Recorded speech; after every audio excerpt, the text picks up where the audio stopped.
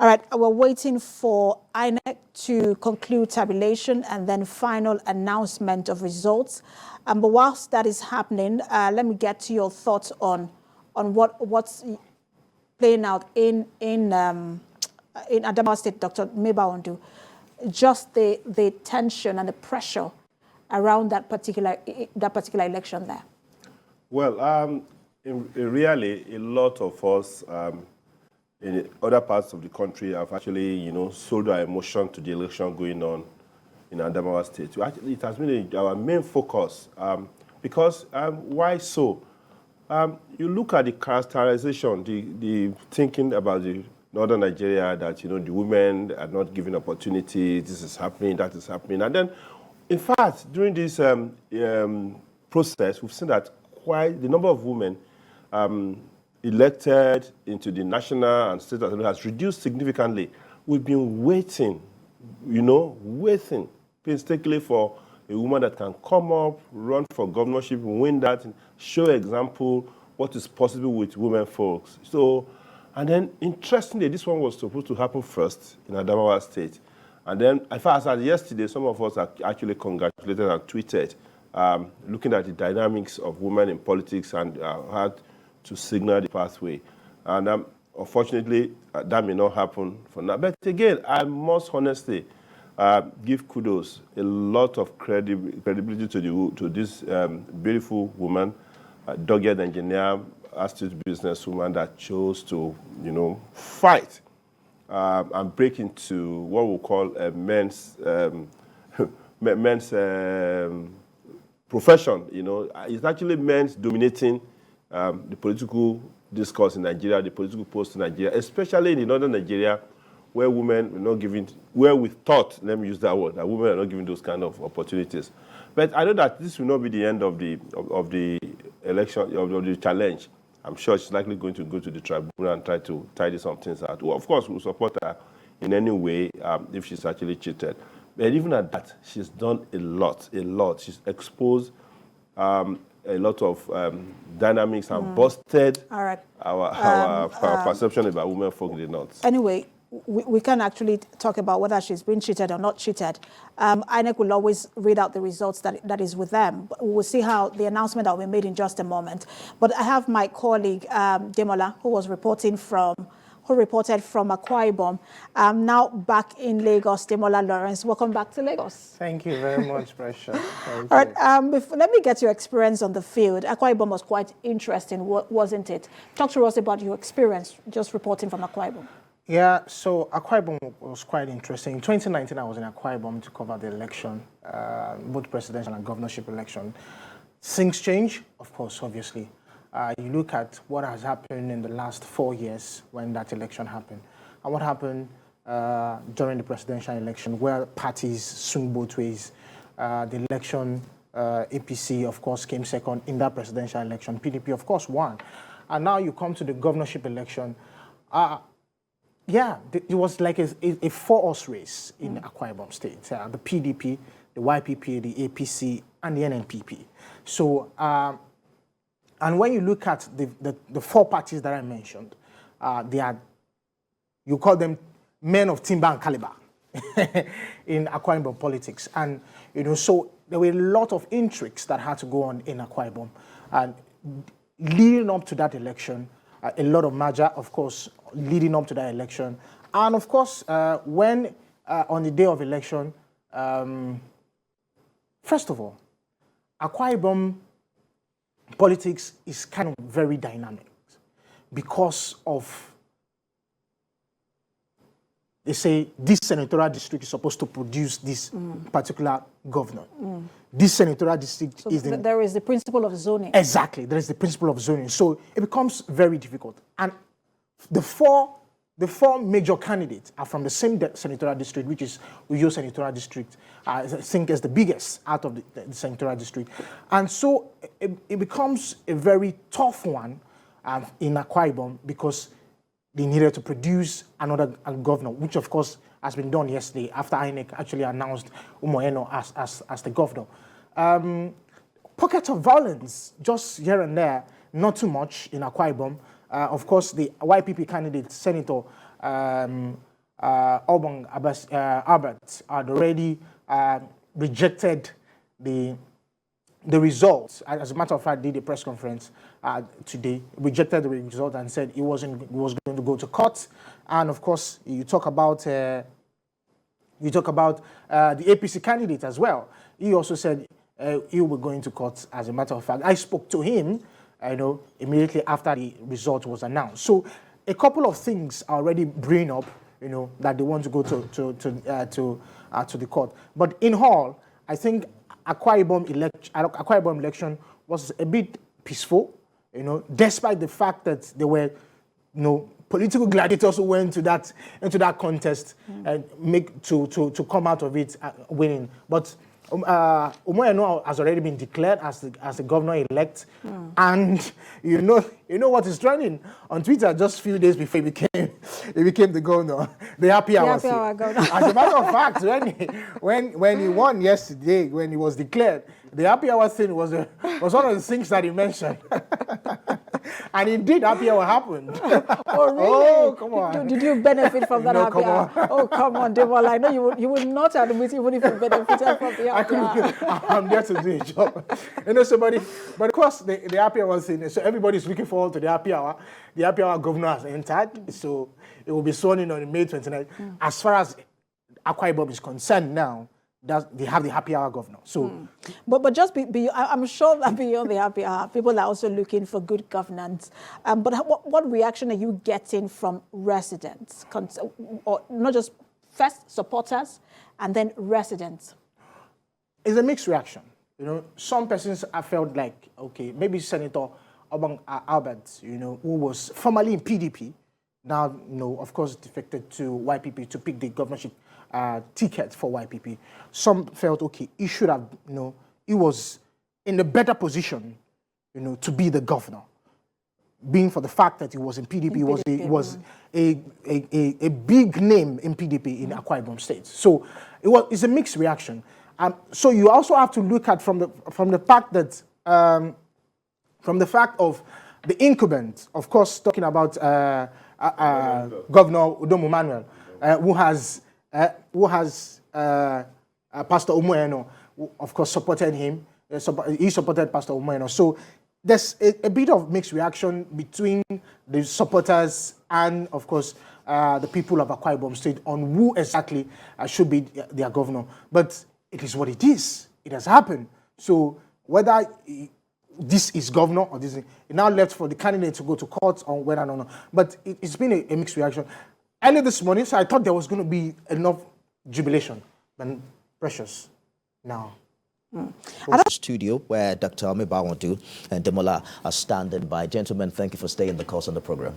Thank you. Welcome back from Akwa Ibom, where we saw your interview with the senator. It almost got us into trouble. Dr. Mebawondu, let's try to freshen up our conversation here. I just want to turn your attention to the Electoral Act of 2022, which was a big deal in the days leading to this election. The president got some accolades for signing into law. He has promised to leave a legacy of free, fair election. How that will be remembered in history, we'll leave that for the future generation to decide. But a few things that came up in this particular document is the way and manner elections, campaigns, for instance, are supposed to be conducted. You'll find out that a portion of this law precisely talked about campaigns not taking place in places of worship, in churches and in mosques. How did you think that went prior to this election? In fact, the churches, they became more prominent, took over campaigns, and in fact, used the pulpit to dispense prophecies, give orders, and actually combative positions as far as candidates that they want and the one they don't want. For me, it's most unfortunate because when you now start introducing the issue of religion into politics in a country that is having a lot of mistrust, that there are ethnic cleavages, there are religious cleavages, when the majority of them, about 61% of them are having multidimensional poverty. when education is so low and then disrupted, you don't put a religious mix into politics. We saw how that actually played out. Now you see another set of prophecy coming out. You see a lot of people refusing to accept that they've lost. You see another hope being built into them. And of course, these are mental issues. It then goes on to affect their mental state, judgment, and confidence. Because to us, who then now resolve those issues? So the church, we know some pastors took the front row, front seat in declaring and saying all sorts of things, dishing out, contentious prophecies. Of course, I had expected the supervisor of the election and the security people to call them to order that you don't do this. Because what that means is that if me, who's a Buddhist, now go to my temple and start chanting, and putting conditions on another candidate, well, how would that sound? How do you want that person to relate to me? Should he win the election or he loses the election? So this is a very challenging thing, and of course, we need to define limits. We need to define limits for influence of religion. That of ethnic influence, we can actually resolve that with a lot of good doses of communications, interactions, and respect for ourselves and setting limits in certain areas. But that religious one is very toxic. And we saw what religious war is causing in every part of the world. So I think we need to speak and interrogate that aspect, of religion in politics. Absolutely. And however, it's a very dynamic conversation because usually religion has become a way of life across the world, but it's also very peculiar here in Africa where almost everybody identifies with how they reach God, and you usually will not be able to detach that religious belief from every other thing that they do. But how did that play out in Akwa Ibom where you visited, Ademola? Because we've been talking a lot about the factors that determined how people voted and whether or not it was a situation where focus was on the capacity and the ability, of those candidates, or it was just a situation where people were voting along religious and ethnic lines. I think, first of all, we need to first put into perspective that, people have the right to declare who they want to vote for. It's your choice. But where the problem is if you're going to use we're going to use the pulpit, to campaign, to canvass for votes, which is against the law. Which is against the law, because now we're talking about being against the law. So when we're talking about being against the law, that simply means that there's some certain things you cannot do. So you should not cross that boundary. So in such a way, I think that when people start using that as a leverage, say, okay, you can canvass for people, canvass for votes on pulpit, because you already done something wrong. When the other person now does something wrong, you've forgotten that you've done something wrong earlier. So it becomes a challenge. The fact is that we can't actually separate. It's going to be very difficult to separate religion from politics. It's from time memorial. Absolutely. It's from time memorial. So it's going to be very difficult. But where there is balance is where the balance cut it is that the law comes in. And when the law comes in, that's where, punishment should come for whoever. I think another thing that should come in is that when we put this law into place, how do we execute them? Because it's a different ballgame when you say don't do this. And when people do it, at the end of the day, nobody's punished for it. People will continue to do it. So the law is one thing, the implementation is another thing. Is another thing. Let's get back very quickly to Umahia, where Solomon is standing by. Solomon, you were walking us through the challenges with the Obinwa local government area and why INEC has declared collation in that part of the country, suspended it indefinitely. Yes, Nifemi. While many parts in the country, many states in the country are getting to know who their new governors are, Abia State will have to wait longer. The voters here will have to have a much longer spirit of long suffering, waiting for a collation and announcement of results in Abia State has been suspended. Well, according to the returning officer, Professor Nenna Oti, it's been adjourned pending the arrival and the validation of the figures that have been presented from 16 local governments that have been announced so far. So there are 17 local governments in Abia State. 16 results are already here. 10 was announced yesterday, and then collation and announcement adjourned till today. And then when it resumed at 12 today, 6 of the remaining 7 results from 6 local governments were announced today. But then they did not go without a fierce contest between Labour Party and the People's Democratic Party, the ruling party in the state. It's been a very, very tough battle between the two of them, a tough contest between them. But then there is a problem. The local government that is left to be announced is the Obingwa local government. Now, Obingwa local government has always been significant in the elections in Abia. The current governor, who is outgoing, was able to poll a massive number of votes from Obingwa to win the elections. And this time, Obingwa is playing another crucial role in the emergence of who becomes governor. But from the results that we have seen so far, a winner can't be declared because INEC has also announced from the national headquarters that it will be coming to Abia to validate the announcements, the figures given so far, to cross-check all the allegations that have been made of irregularities and of violence, to ensure that things are put in perspective before the resumption of collation and announcement of results. That's where we are right now, and Abia State is tense. Abia State is tense. Talking about being tense, exactly just how I wanted to follow up. I was going to ask you how the electorate who came out on Saturday and who have been waiting patiently to see what the result will be, how they are reacting to this latest development. If you say it's tense, what's the security infrastructure like as the people there wait for the next decision from the electoral umpire? You know, we've been here at this center 2 days now, monitoring and waiting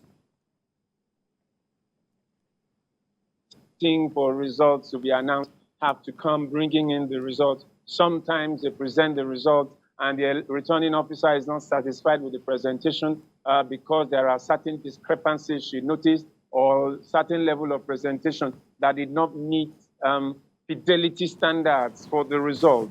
And so she asks them to go back and then re-present this result in accordance to INEC rules and for fidelity and transparency. Now, yesterday, while we were waiting for the results, there was a protest right outside the center. And when the adjournment was announced by Professor Nenna Oti, we were told to quickly leave the area because it had gotten dark. Even though there is a huge security presence here, we were still advised to leave.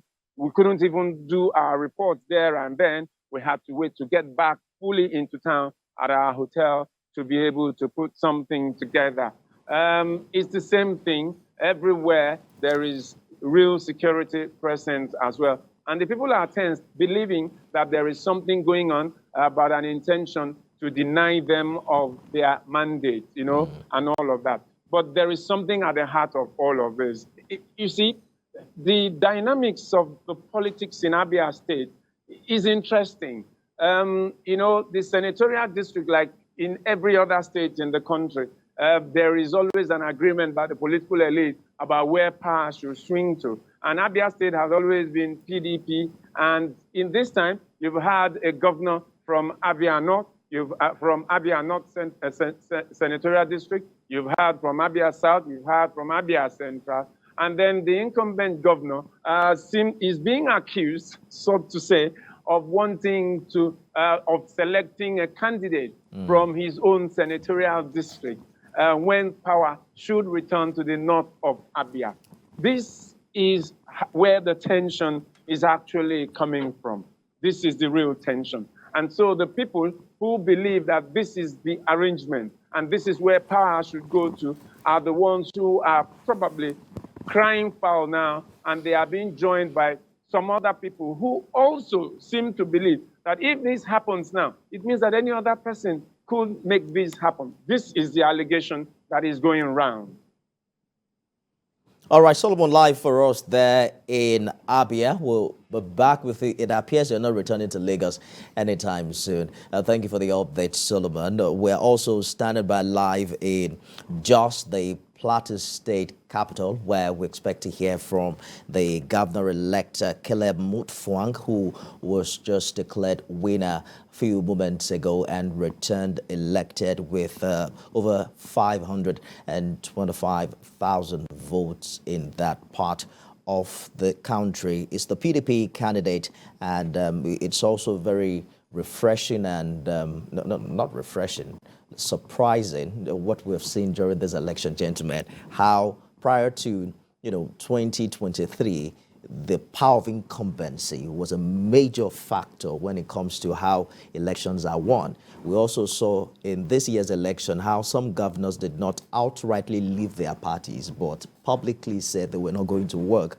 with the presidential candidate of their own party. But we're seeing, a few instances where the incumbent governors could not win election for their preferred candidates. I know you guys have talked about it earlier, but would you say that this is democracy at its best? Maturing democracy is an important next level and lessons that we must learn and embrace in this democratic evolution.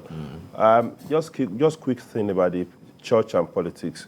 Now, when you have a church congregation, there's a focus, essentially. You want to talk to my morality, my communication with God, and how to go to heaven. Indeed. My political conviction is none of your business. Now, when you stay in your pulpit and then give direction in terms of politics, and when you now start, issuing curses, dispensing curses from the pulpit, if I won't vote for your candidate, how do you define witchcraft? What about the long list? No, wait. Yes. The law aspect is there, which Ademola pointed to clearly.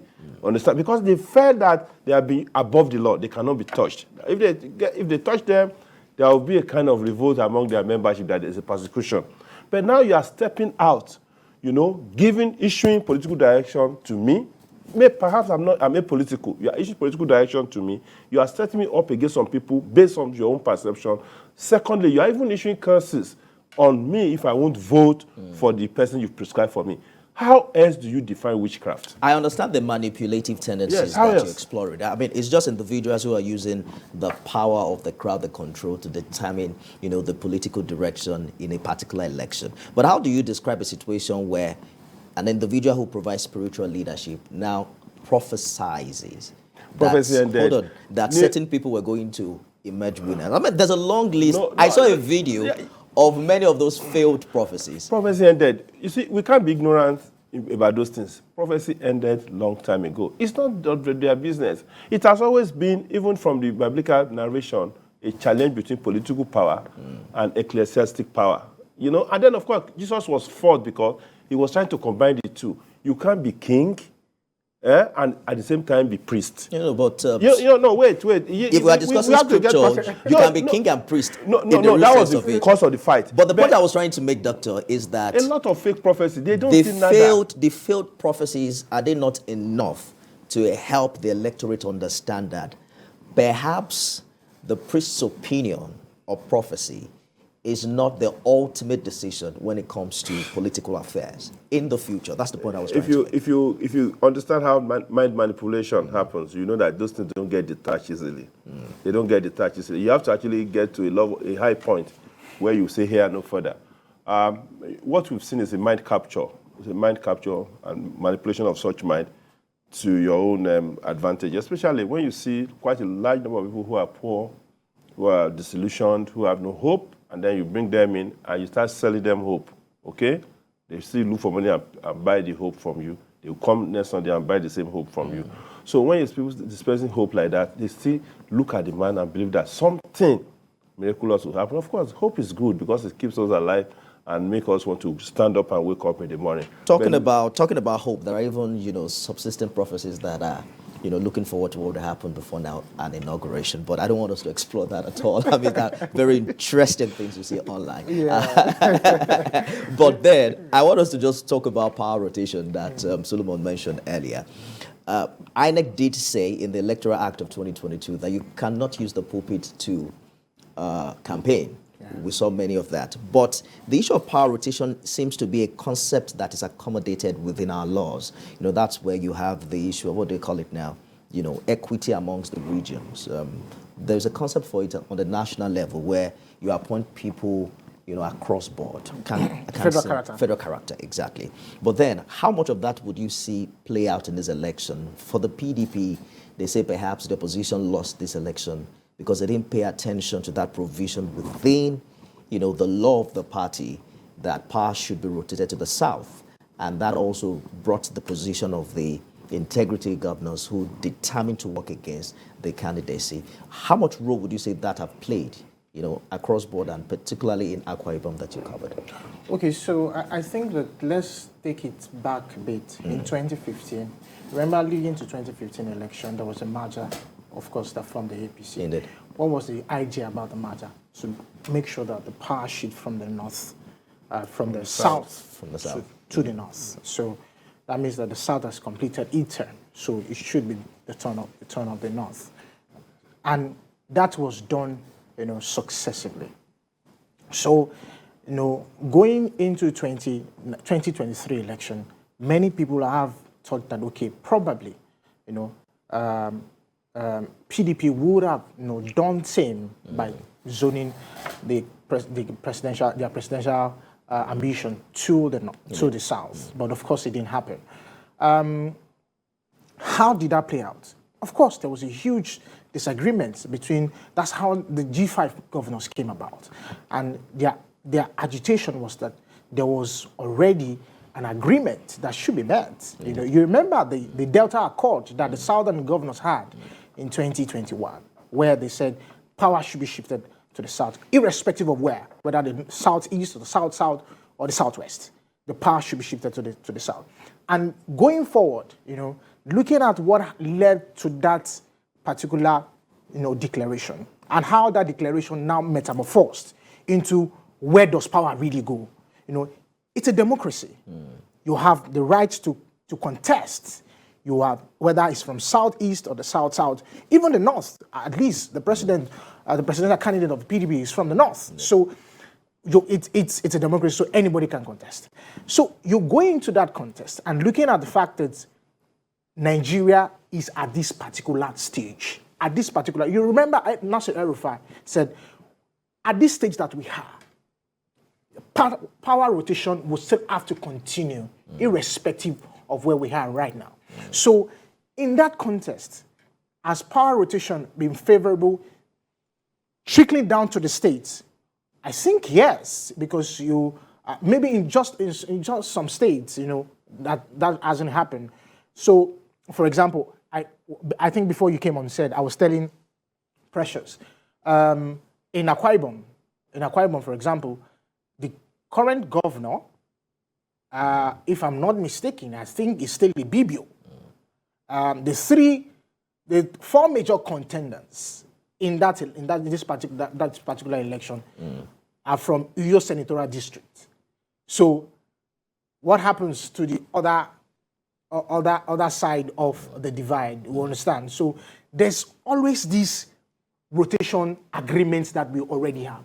Can we keep to it? Written or unwritten? Yes. It's the same reason why you see that usually when a particular candidate is from... I also wanted to say something. I think, when he was talking about the church and... It's just the religious body. Let's just put it that way, the religious body. I think people should get something. Remember the American election. There were a lot of prophecies. There was indeed a lot of prophecies that President Trump was going to return. But At the end of the day, what happened? It was President Biden that became president. So your emotional sentiments that you put towards is different from when you analyze issues from a point of objectivity. I get your point precisely. You know, by the way, you can be a priest and a king at You, the know, same you can time. be a priest and a king. The Reverend David, Father. David was a priest and a king. The Reverend Father example That was not top fight. That was fine. is actually very relevant. You can be a priest and a king. You know, you remember the Balkan states and the Rump Yugoslavia states that they had to actually, when you are in a country that's a lot of distrust, when your democracy is maturing, you understand, you have to put in some unwritten rules that can assure the other part of the country, okay? Now, because there's fear of domination, there's fear of marginalization, there's fear of inequity in distribution of resources and what the country has. That is ongoing in Nigeria. We cannot say that we've gone beyond that. If we had gone beyond that, anybody you can choose to even contest and let your son contest, let your brother contest.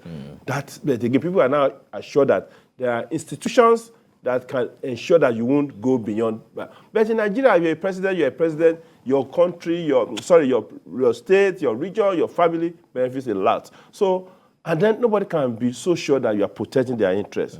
Of course, to assuage that, people now say that, listen, if you do this here, let this other part do this here, let this other part do this here. So now, if you don't think about that, you know, if you don't think that fairness can come from that form, people will be afraid, especially if you are now trying to go through the back door to ensure that you perpetuate yourself in power. People would, and that is exactly what you've seen. In fact, even within the structure of the parties that form the APC, there are tendencies, you know, what is CPC tendency, ACN tendency, Rump PDP tendency. They're like that, and they're all justing to say that we want our people to be there. And that was why you saw a lot of counter argument within the APC itself. This one want to be there, this one want to be there. And so, in reality, if that is going to assure, you know, my belief in the country, ensure stability, reduce friction, distribution of resources, so be it. You know, over the years, the issue of capacity and competency have been preached to take precedence over other factors like religion, you know, culture, ethnicity, and power rotation. But there are others who would also tell you that it is important that it goes round. You know, I've heard arguments like you can find competent people in other religions too, in other areas of the country too. This is why we talked about federal character earlier. So this is a conversation I believe that we'll keep having. I want to thank you very much, gentlemen, for joining us on this conversation. Dr. Mebawondu, it's always a delight to have you on the program. Ademola, you're welcome back. Thank you.